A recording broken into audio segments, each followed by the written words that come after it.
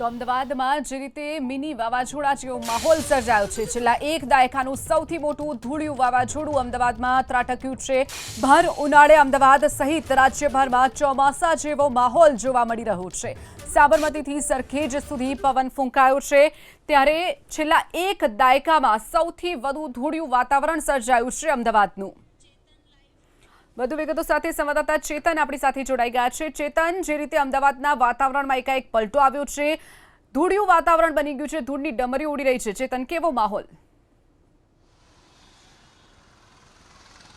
હજી અમદાવાદ શહેરમાં વાતાવરણમાં પલટો આવ્યો છે અને પૂરપાટ ઝડપ સાથે પવન ફૂંકાઈ રહ્યો છે। પવનની સાથે ધૂળની ડમરીઓ પણ ઉડી છે। આપ આ સીધા વેજલપુર અને જુવાપુરા વિસ્તારના જે દ્રશ્યો જોઈ રહ્યા છો, આ વેજલપુર અને જુવાપુરા વિસ્તારને જોડતો જે કનેક્ટિંગ રોડ છે, ત્યાં હાલમાં વરસાદી ઝાપટું પડ્યું હતું અને આ વરસાદી ઝાપટાને કારણે રોડ પણ ભીનો થઈ ગયો છે। આપ આ સીધા દ્રશ્યોમાં જોઈ રહ્યા છો કે વરસાદી ઝાપટાને કારણે રોડ ભીનો થઈ ગયો હતો।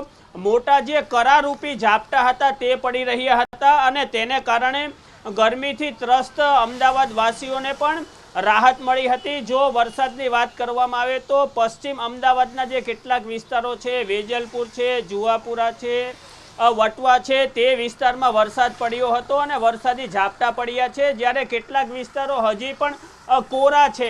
આમ કહી શકાય કે જે હવામાન વિભાગની આગાહી અનુસાર લોકોને ઠંડકથી રાહત મળી છે। અચાનક મે મહિનામાં કાળઝાળ ગરમી વચ્ચે વરસાદી ઝાપટાઓ આવી રહ્યા છે અને આ વરસાદી ઝાપટાને કારણે એક તરફ શહેરીજનોને ગરમીથી રાહત મળી છે, જ્યારે ખેડૂતોમાં ક્યાંક ને ક્યાંક ચિંતાનો માહોલ છે, કારણ કે આ કમોસમી વરસાદને કારણે ખેડૂતોના પાકને નુકસાન થાય તેવી પણ સંભાવના છે। જી ચોક્કસથી ચેતન, જોડાવા બદલ અને માહિતી બદલ આપનો આભાર।